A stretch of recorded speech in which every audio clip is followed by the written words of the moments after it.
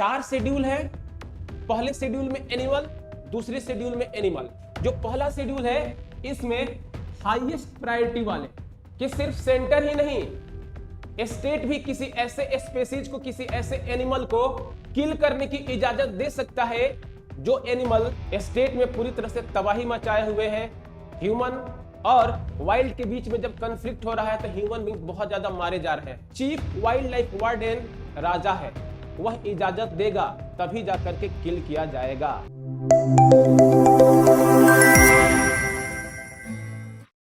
ये है हम लोग का आज नए पीडीएफ का नया topic, wild life protection act 1972। अब देखो, जैसा अभी मैंने बताया ना कि हम ह्यूमन बींग के लिए क्या है, कॉन्स्टिट्यूशन है जिसमें हमारे लिए फंडामेंटल राइट भी लिखा हुआ है। अगर उसका वायलेशन होगा तो हम डायरेक्ट स्टेट के से लड़ सकते हैं।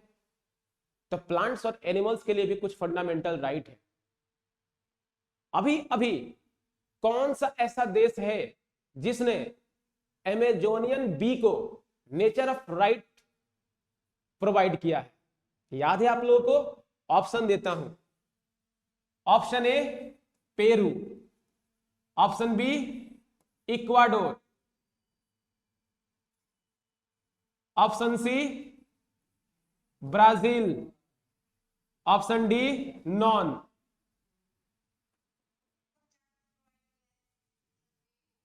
अमेजोनियन बी को नेचर ऑफ राइट प्रोवाइड किया है कौन सा देश? Peru, very good. और ट्री को अपने कॉन्स्टिट्यूशन में किसने जगह दिया है? इक्वाडोर। फिर न्यूजीलैंड ने एक रिवर को नेचर ऑफ राइट प्रोवाइड किया था, उस रिवर को भी आप लोग रिवाइज कीजिए। चलिए अब देखो, ये जो वाइल्ड लाइफ प्रोटेक्शन एक्ट है ना, ये क्या करता है? ये प्लांट्स को, एनिमल को कैटेगराइज करके शेड्यूल में प्रोवाइड करता है। जैसे हम कहें पहले, बहुत पहले इसमें 6 शेड्यूल थे। अब इसमें कितने शेड्यूल हो गए हैं? 4 शेड्यूल। अब ये 4 शेड्यूल कौन कौन से हैं? जैसे शेड्यूल 1, शेड्यूल 2, शेड्यूल 3, शेड्यूल 4। अब ये देखो, चारों को याद करना जरूरी है। जो शेड्यूल 1 है ना, इसमें भी एनिमल है। जो शेड्यूल 2 है इसमें भी एनिमल है। शेड्यूल 3 में क्या है? प्लांट्स है। और शेड्यूल 4 में क्या है? वे सारे स्पेसीज जो साइट्स के अंदर है। किसके अंदर है?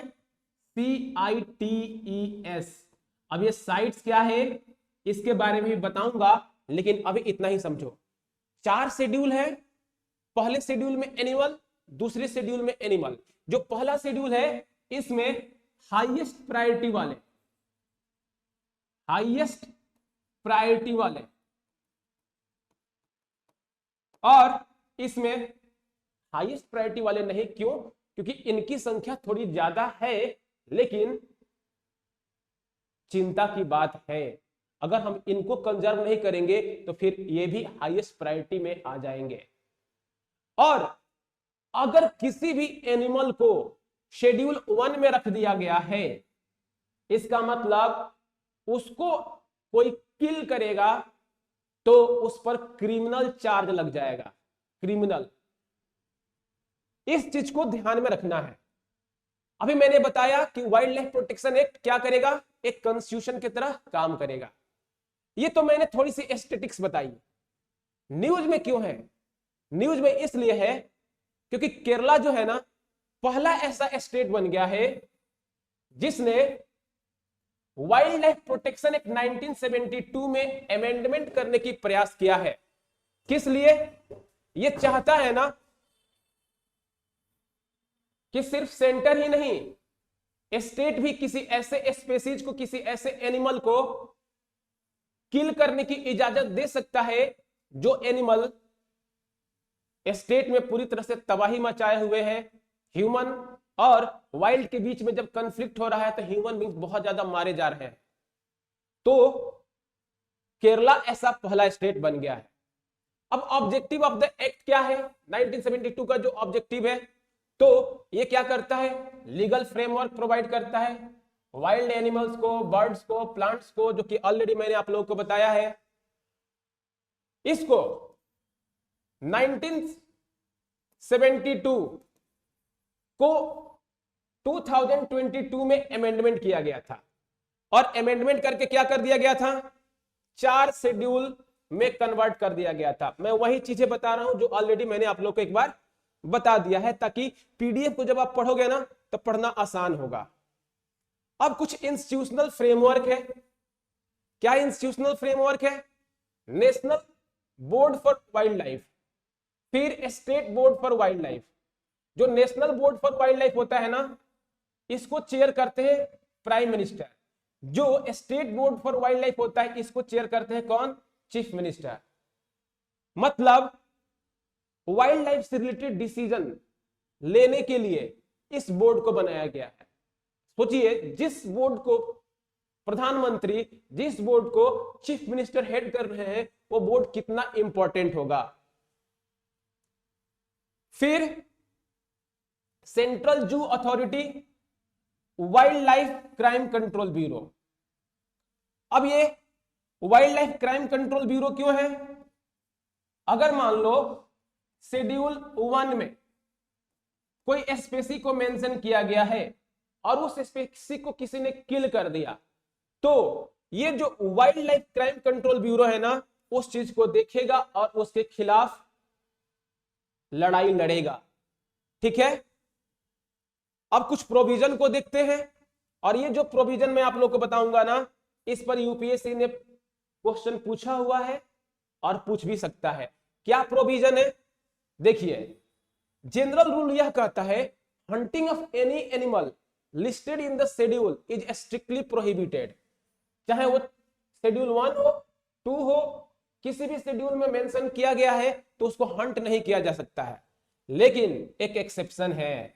क्या एक्सेप्शन है, कि जो सेक्शन 11 और 12 है, यह कहता है, क्या कहता है, कि अगर कोई जानवर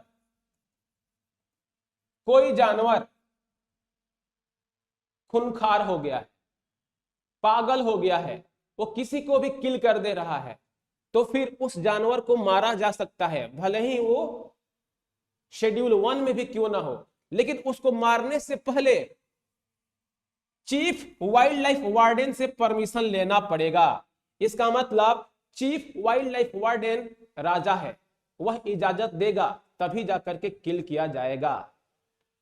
अब कब, जब वह एनिमल ह्यूमन के लिए बहुत डेंजर है, चाहे उस एनिमल को बहुत बड़ी डिजीज हो गई है जिसके चलते दूसरे एनिमल को भी डिजीज हो सकती है। ठीक है, तब क्या किया जा सकता है, उसको किल किया जा सकता है। अब यह जनरल रूल में चीफ वाइल्ड लाइफ वार्डन के रिकमेंडेशन से ही किल किया जा सकता था। स्टेट जो केरला देख रहा था कि हमारे यहां बहुत सारे ऐसे जानवर हैं जो ह्यूमन के लिए खतरे हो गए हैं, वह चीफ वाइल्ड लाइफ वार्डन से कह रहा था कि भाई आप इजाजत दो कि हम इसको किल कर पाए, लेकिन इजाजत वो दे नहीं रहा था। मतलब स्टेट उस एनिमल को किल नहीं कर सकता है अनटिल कि चीफ वाइल्ड लाइफ वार्डन उसको इजाजत दे। इसीलिए केरला ने क्या किया है, अमेंडमेंट किया है, और केरला ऐसा पहला स्टेट बना है। अब देखो, प्रोटेक्टेड एरिया जैसे नेशनल पार्क हो गया, वाइल्ड लाइफ सेंचुरी हो गया, कंजर्वेशन रिजर्व हो गया, कम्युनिटी रिजर्व हो गया, ये सब किस चीज के लिए है, जो भी वाइल्ड लाइफ है उसको कंजर्व करने के लिए, उसको प्रोटेक्ट करने के लिए है। अब जैसे मान लो चीफ वाइल्ड लाइफ वार्डन ने किसी जानवर को किल करने की इजाजत दे दी है, स्टेट उसको किल करने चला गया, इसके बावजूद भी अगर ministry of environment, forest, climate change कहे कि नहीं उसको किल नहीं करना है, तो चीफ वाइल्ड लाइफ वार्डन के भी डिसीजन को टाला जा सकता है। इस चीज को हमको ध्यान में रखना है। कुछ और भी पॉइंट्स की बात कर रहा है। Wild life amendment act 2022 worming provision की बात करता है। जो शेड्यूल 5 में रखा गया था। वर्मिन कहने का मतलब वह एनिमल जो बहुत ज्यादा कन्फ्लिक्ट कर रहा है ह्यूमन के साथ, ह्यूमन के लिए खतरा बन चुका है, तो फिर उसको मारने की इजाजत दे दी जाएगी, तो उसी को वर्मिन कहते हैं, मतलब उसको रिमूव करो। अब इस चीज को सेंट्रल गवर्नमेंट क्या करती है, can declare any species as vermin for a specific area and time period allowing it to be hunted. यानी जो वर्मिन है उसको कौन डिक्लेयर करेगा, सेंट्रल गवर्नमेंट करेगा। अब इसको आप लोग पढ़िएगा, इसमें कुछ ऐसा चीज नहीं है जिसको हमको समझाना है। वाइल्ड लाइफ प्रोटेक्शन एक्ट 1972 बहुत इंपॉर्टेंट है, इससे रिलेटेड क्वेश्चन एग्जाम में पूछा करता है, इसको आप लोग ध्यान में रखिएगा। अब देखो अगला टॉपिक क्या है, biological diversity access and benefit sharing regulation 2025। इसमें क्या है इसको समझाऊं उससे पहले मैं आपको थोड़ी सी बेसिक चीजें बताता हूं। जैसे UNCBD, United Nation coalition for biological diversity, आपने इन्वायरमेंट में पढ़ा होगा, ठीक है। इसको हम कहते हैं कन्वेंशन, कन्वेंशन फॉर बायोडाइवर्सिटी। और ये कब हुआ था, 1992 में जब रियो अर्थ समिट हुआ था तब। जब कन्वेंशन फॉर बायोडाइवर्सिटी हुआ था ना, तो यहां से 3 प्रोविजन निकल के आया था। एक, कंजर्व करो, किसको कंजर्व करो, बायोडाइवर्सिटी को। दूसरा, जो बायोडाइवर्सिटी है ना उसको सस्टेनेबली यूज करो। कैसे यूज करना है, सस्टेनेबली यूज करना है। और तीसरा, अगर बायोडाइवर्सिटी मतलब प्लांट्स और स्पीसीज एनवायरमेंट में है, उन स्पीसीज पर बायोटेक्नोलॉजी के हेल्प से कुछ नए प्रोडक्ट को बनाया जा रहा है, कुछ नए स्पीसीज को बनाया जा रहा है, तो उसका जो बेनिफिट होगा ना इक्वली शेयर करना है। मतलब मान लो इंडिया के फार्मर, इंडिया के ट्राइबल पीपल से किसी स्पीसीज को ले करके उस पर रिसर्च करके एक नया प्रोडक्ट को बना दिया गया और वह प्रोडक्ट बहुत ज्यादा पैसों में बिक रहा है, तो उस पैसों का जो प्रॉफिट होगा ना उस इंडिजिनियस पीपल के पास भी जाना चाहिए। ये तीसरा प्रोविजन कहता है access and benefit sharing. Access and benefit sharing की बात करता है। ये जो एक्सेस एंड बेनिफिट शेयरिंग है ना, यही न्यूज में है। ये दोनों प्रोविजन न्यूज में नहीं है। क्या न्यूज में है, biological diversity access and benefit sharing regulation 2025 आया है। अब इसमें क्या नोटिफिकेशन गवर्नमेंट लेकर के आई है, हम लोग इसके बारे में डिस्कशन करते हैं, देखते हैं क्या है। अब ये जो टॉपिक है थोड़ी सी डिटेल में मेरे को बतानी पड़ेगी, तो आज क्लास में मैं इस सिर्फ न्यूज को ही बता देता हूं कि गवर्नमेंट इसको लेकर के आ रही है। ये पीडीएफ आप लोगों को प्रोवाइड कर दिया जाएगा। आप लोग की ड्यूटी बनती है कि इस पीडीएफ को आप पढ़ के आना। इस पीडीएफ में बहुत सारे टॉपिक हैं। अगर आपने एनवायरमेंट को पढ़ा है तो बहुत सारी चीजें आपको समझ में भी आएंगी। अगर समझ में आएंगी तो मैं थोड़ा तेजी से इसको कंप्लीट कराने की कोशिश करूंगा, ठीक है। मैंने कन्वेंशन ऑफ बायोलॉजिकल डाइवर्सिटी, जिसको 1992 रियो अर्थ समिट के दौरान एस्टेब्लिश किया गया था, हेडक्वार्टर कहां है, ये जो आपको पीडीएफ मिलेगा ना, इसमें करंट अफेयर भी है और स्टैटिस्टिक्स भी है। मतलब जो स्टैटिक कंटेंट है वह भी है, लेकिन स्टैटिक थोड़ा कम होगा। जैसे आपको मिले आप इसको रिवाइज कीजिएगा। अगली क्लास में हम लोग इसको यहां से शुरू करेंगे। तो आज क्लास में कहीं कंफ्यूजन है तो आप लोग पूछिए। कोई कंफ्यूजन नहीं तो जैसे आपको पीडीएफ, ओके वेरी गुड। देखो जो वाइल्ड लाइफ प्रोटेक्शन एक्ट 1972 है, ठीक है, तो जब 1972 में इस कानून को बनाया जा रहा था ना, तब 6 शेड्यूल थे। कितने शेड्यूल थे,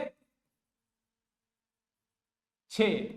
फिर 2022 में 72 के बाद कब 2022 में इसमें अमेंडमेंट होता है और इन शेड्यूल को घटाकर कितने कर दिए जाते हैं 4।